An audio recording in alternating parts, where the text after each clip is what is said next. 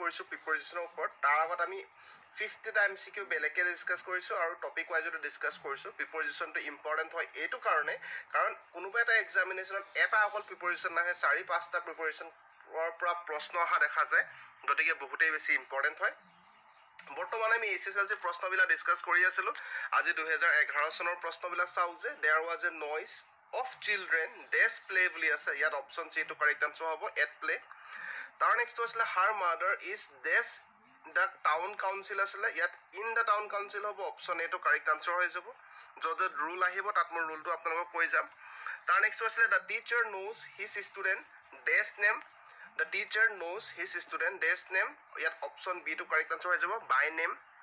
তাৰ নেক্সট আসলে babysitters are born dash parents আসলে babysitters are born dash parents yet 2 ahi jabo option C to correct answer hobo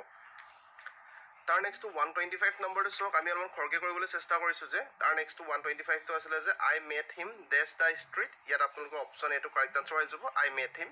in the street tar next ami bare bare etu question repeat hoisile je please pay attention dash your studies yet pay attention thakile mane ami yet option B to correct koribo lagibo je please pay attention to your studies তাৰ next আছে he is an authority যদি আপোনালোকে authority শব্দটো পায় বেলেগ বেলেগ ধৰণৰ প্ৰিপজিশন বহিব পাৰে হয় ওভাৰ আহিব অন আহিব ফৰ আহিব যদি পিছফালে পাৰসন থাকে তেতিয়া আমি ওভাৰটো ব্যৱহাৰ কৰিব লাগিব যদি কিবা এটা সাবজেক্টৰ কথা আছে তেতিয়া আমি অন প্ৰিপজিশনটো ব্যৱহাৰ কৰিব লাগিব সো ইয়াৰ অপচন এ টো কাৰেক্ট আনসাৰ কাৰণ পিছফালে সাবজেক্ট আছে সায়েন্স আছে he is an authority on science ঠিক আছে আৰু যদি কিবা এটা ডুইং থাকে তেতিয়া আমি ফৰ ব্যৱহাৰ কৰিম পাৰসন থাকিলে ওভাৰ ব্যৱহাৰ কৰিম তাৰ নেক্সট আছে the teacher is in full control ইয়াত কন্ট্ৰোল শব্দটো আছিল আৰু কন্ট্ৰোল শব্দটো থাকিলে পিছফালে ক্লাছৰ কথা ক'লে মানে আমি ইয়াত ওভাৰ প্ৰিপজিশনটো ব্যৱহাৰ কৰিব লাগিব সো অপচন বি টো আমাৰ কাৰেক্ট আনসাৰ হ'ব the teacher is in full control over the class ঠিক আছে তাৰ নেক্সট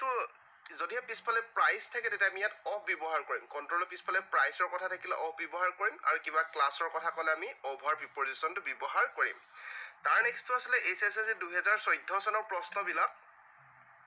এই প্ৰশ্নটো আমি আগতে ডিসকাস কৰিছিলো যেতি আমি 50টা এমসিকিউ ডিসকাস কৰিছিলো 50টা এমসিকিউ ডিসকাস কৰোতে কনসিস্টৰ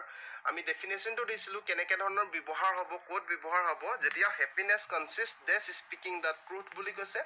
যেতিয়া হ্যাপিনেস কনসিস্ট শব্দটোৰ লগত ইন প্ৰিপজিশনটো ব্যৱহাৰ হ'ব যেতিয়া নিহিত হোৱা বা নিৰ্ভৰ কৰা টাইপৰ বুজায়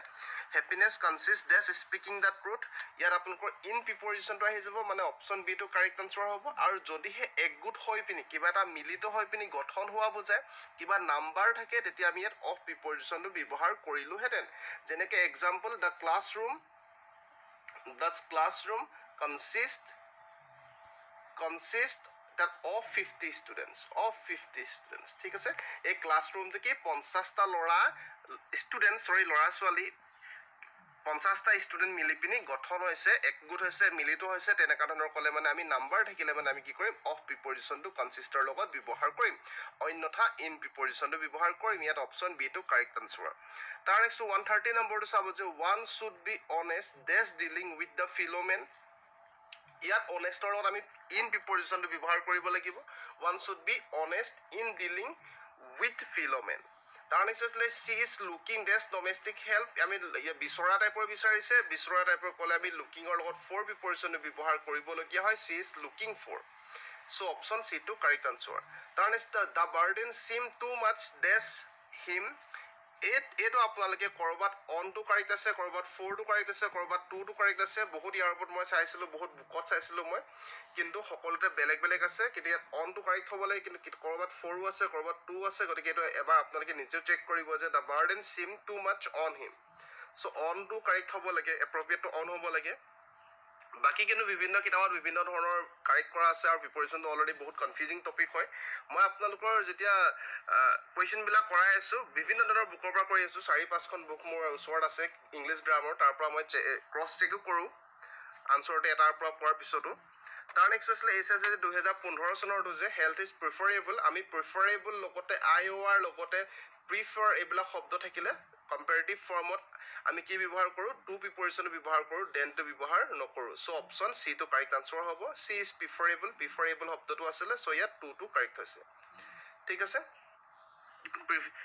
health is preferable to wealth তাৰ নেক্সটটো এংগ্ৰি কনচেপ্ট আমি বাৰে বাৰে পঢ়িছোঁ যে হি ইজ এংগ্ৰি যদি পিছফালে পাৰ্চন থাকে ইয়াত কি আছিলে যে হি ইজ এংগ্ৰি কাৰ ওপৰত খং উঠিছে হিজ নটি চিষ্টাৰ তাৰ উৎপতীয়া ভনীয়েকৰ ওপৰত চ' পাৰ্চন আছে পাৰ্চন থাকিলে উইথ ব্যৱহাৰ কৰোঁ আৰু অন্যথা কি ব্যৱহাৰ কৰোঁ সেইটো আপোনালোকে গম পায় বিহেভিয়াৰ থাকিলে আমি কি ব্যৱহাৰ কৰোঁ এড ব্যৱহাৰ কৰোঁ পাৰ্চন থাকিলে উইথ ব্যৱহাৰ কৰোঁ তাৰ নেক্সট আছিলে 2016 চনৰ SSLC প্ৰশ্নবিলাক the cow lives dash grass জীৱন নিৰ্বাহ কৰে কেনেকৈ খোৱাৰ ওপৰত ক'লে জীৱন নিৰ্বাহ কৰাৰ ওপৰত ক'লে আমি কি ব্যৱহাৰ কৰোঁ অন ব্যৱহাৰ কৰোঁ যে গৰুৱে ঘাঁহ খাই জীয়াই থাকে তেনেকুৱা কৰিলে আমি অন প্ৰিপজিশ্যনটো ব্যৱহাৰ কৰোঁ তাৰ নেক্সটটো লিভৰ লগত আমি লিভৰ কনচেপ্টটো পঢ়িছোঁ তাৰ নেক্সটটো হি লিভছ ইয়াত পুনৰবাৰ লিভ শব্দটো আছিলে কিন্তু যদিহে আপোনালোকে he lives dash hand to mouth যদি এইটো আপোনালোকে পায় ইয়াত ফ্ৰমটো ব্যৱহাৰ কৰিব তাৰ ওপৰত এইটো আপোনালোকে এনেকৈও চাব পাৰে যে ইয়াত টু আছে টু থাকিলে আগফালে ফ্ৰম থাকিব কি থাকিব ফ্ৰম থাকিব ফ্ৰম হেণ্ড টু মাউথ ঠিক আছে চ' অপশ্যন বি টো কাৰেক্ট আনচাৰ হৈছে তাৰ নেক্সটটো আছিলে 137 নম্বৰ প্ৰশ্নটো যে হি ইজ এপইণ্টেড চাওক এপইণ্টেড শব্দটো আছিলে আৰু এপইণ্টেড শব্দটো থাকিলে আপোনালোকে টু প্ৰিপজিশ্যনটো ব্যৱহাৰ কৰিব আৰু যদি পিছফালে পষ্টৰ কথা কয় he is appointed to the post for the post নহয় এপ্ৰপ্ৰিয়েট নহয় এপ্ৰপ্ৰিয়েটটো হৈ যাব টু অপশ্যন বি টো কাৰেক্ট আনচাৰ কিন্তু প্ৰিপজিশ্যন কি হয় সকলোবিলাকে কাৰেক্ট নিচিনা লাগে he is appointed for the post he is appointed at the post in the post সকলো কাৰেক্ট নিচিনা লাগে কিন্তু এপ্ৰপ্ৰিয়েটটো হ'ব অপশ্যন বি টো তাৰ নেক্সটটো পুনৰবাৰ চি ইজ জুনিয়ৰ পুনৰবাৰ IOR শব্দটো লাগি থাকিলে ডাইৰেক্টলি আমি টু বহাব পাৰিম আমি আগতে ডিছকাছ কৰিছোঁ she is junior to me মানে অপশ্যন এ টো correct answer she is junior to me by 3 years ঠিক আছে তাৰ নেক্সটটো SSLC 2017 চনৰ প্ৰশ্নবিলাক চাওঁ উই গ' টু স্কুল ডেছ বাছ এইটো আমি আগতে কৰিছোঁ বাছ ট্ৰেইন থাকিলে আমি বাই ব্যৱহাৰ কৰোঁ খোজকাঢ়িলে অন ব্যৱহাৰ কৰোঁ তাৰ নেক্সটটো পুনৰবাৰ IOR আছে IOR থাকিলে আমি টু ব্যৱহাৰ কৰিম I am senior to your sister then নহয় টু টো এপ্ৰপ্ৰিয়েট হ'ব I am senior to your sister তাৰ নেক্সটটো আছিলে 141 নম্বৰ প্ৰশ্নটো চাওক এইবিলাক সকলো আপোনালোকৰ ৰিভিজন টাইপৰ হৈছে আৰু ৰিভিজনটো বহুত বেছি ইম্পৰ্টেণ্ট হয় ৰিভিজন অৰ্থাৎ প্ৰেক্টিছ সেইকাৰণে মই অলপ খৰকৈ গৈছোঁ কাৰণ অলৰেডি আমি এইবিলাক ডিছকাছ কৰিছোঁ ৰিপিট আহিছে SSLCত বহুত কুৱেশ্যন ৰিপিট আহিছে the principal presided dash the meeting প্ৰিচাইডেডৰ লগত অভাৰ হ'ব অপশ্যন বি টো কাৰেক্ট আনচাৰ এইটো ৰিপিট আহিছে তাৰ নেক্সটটো 142 নম্বৰ প্ৰশ্নটো ৰিপিট আহিছে যে she excels dash dancing she excels in dancing এক্সেলৰ লগত ইনটো কাৰেক্ট হ'ব চ' অপশ্যন বি টো কাৰেক্ট আনচাৰ তাৰ নেক্সটটো আছিলে SSLC 2018 চনৰ প্ৰশ্নবিলাক যে 143 নম্বৰটো he always runs after money এইটো আমি কৰিছোঁ অপশ্যন চি টো কাৰেক্ট আনচাৰ তাৰ নেক্সটটো floor is made dash wood ইয়াত আমি মেডৰ লগত কেতিয়াবা অফ আহে কেতিয়াবা ফ্ৰম আহে কেতিয়া অফ আহিব কেতিয়া ফ্ৰম আহিব বাৰে বাৰে আমি ডিছকাছ কৰিছোঁ যেতিয়া সম্পূৰ্ণ চেঞ্জ হৈ যায় অৰ্থাৎ এতিয়া ফ্ল'ৰৰ পৰা যেতিয়া ফ্ল'ৰটো কিহৰ পৰা বনাইছে ৱেটৰ পৰা বনাইছে যেতিয়া এইটো সম্পূৰ্ণ চেঞ্জ হৈ গৈছে আটাটো ঘেঁহুৰ পৰা বনাইছে আটাটো ঘেঁহুৰ পৰা বনাওঁতে পুনৰ আটাৰ পৰা পুনৰ ঘেঁহু বনাব নোৱাৰি পুনৰ উল্টা প্ৰচেছটো কৰিব নোৱাৰি কিন্তু যদিহে আপোনালোকে চাই যে কাঠৰ পৰা যেতিয়া চকীখন বনায় এই চকীটো পুনৰ ভাঙি পিনি পুনৰ কাঠলৈ ঘূৰি যাব পাৰি বেলেগ শ্বেপ দিব পাৰি সেই ক্ষেত্ৰত আমি অফটো ব্যৱহাৰ কৰিছিলোঁ সম্পূৰ্ণ চেঞ্জ নহ'লে অফ আৰু যদিহে সম্পূৰ্ণ চেঞ্জ হৈ যায় তেনে ক্ষেত্ৰত আমি ফ্ৰমটো ব্যৱহাৰ কৰিছোঁ বাৰে বাৰে আমি ডিছকাছ কৰিছিলোঁ so' floor is made from wood বুলি হ'ব অপশ্যন বি টো কাৰেক্ট আনচাৰ তাৰ নেক্সট আছিলে right your answer dash blank ink আছিলে ইয়াত অপশ্যনটো চাওক ইয়াত ইংক শব্দটো থকাৰ কাৰণে আমি ইয়াত ইন প্ৰিপজিশ্যনটো ব্যৱহাৰ কৰিব লাগিব অপশ্যন চি টো কাৰেক্ট আনচাৰ হ'ব যদি পিছফালে পেন থকাহেঁতেন তেতিয়া আমি কি ব্যৱহাৰ কৰিলোহেঁতেন তেতিয়া আমি উইথ ব্যৱহাৰ কৰিলোহেঁতেন চৰি ইয়াত ব্লেংক নহয় এইটো ব্লেক হৈছিলে এইটো ব্লেক হ'ব লাগিছিলে write your answer in black ink আছিলে ইংক থকাৰ কাৰণে আমি ইয়াত ইন ব্যৱহাৰ কৰিলোঁ যদিহে পেন থকাহেঁতেন আমি ইয়াত উইথ ব্যৱহাৰ কৰিলোহেঁতেন তাৰ নেক্সটটো পুনৰবাৰ দ্য কাউ লিভছ আছে লিভছ থাকিলে মানে ইয়াত পিছফালে গ্ৰাছ আছে চ' ইয়াত অনটো ব্যৱহাৰ হৈ যাব the cow leaves on grass তাৰ নেক্সটটো ৰিপিট আহিছে 2019 চনৰ প্ৰশ্ন এইবিলাক চাওক যে দ্য ট্ৰেইন ইজ বাউণ্ড ডেছ দেলহি আছে বাউণ্ডৰ লগত ফ'ৰ প্ৰিপজিশ্যনটো কাৰেক্ট হ'ব চ' অপশ্যন চি টো কাৰেক্ট আনচাৰ হয় অপশ্যন চি টো কাৰেক্ট আনচাৰ তাৰ নেক্সটটো পুনৰ ৰিপিট আহিছে যে আছাম ইজ ৰিচ থাকিলে আমি ইন ব্যৱহাৰ কৰিছিলোঁ Assam is rich in minerals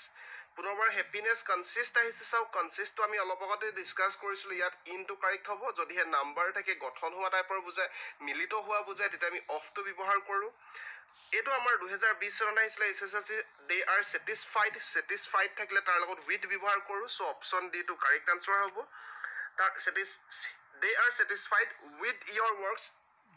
এইটো এক্টিভ ভইচ নে পেছিভ ভইচ আপোনালোকে ক'লে ইয়াত বাইটো নাথকা দেখি এইটো আপোনালোকে এক্টিভ ভইচ নকৰিব, এইটো পেছিভ ভইচ হয়, কাৰণ অক্সিলিয়াৰী ভাৰ্ব আছে আৰু সদায় ভাৰ্বৰ পাষ্ট পাৰ্টিচিপল V3 থাকিলে সদায় অক্সিলিয়াৰী ভাৰ্ব আৰু V3 থাকিলে সদায় এইটো পেছিভ ভইচ হ'ব পাৰফেক্ট টেন্সৰ বাহিৰে।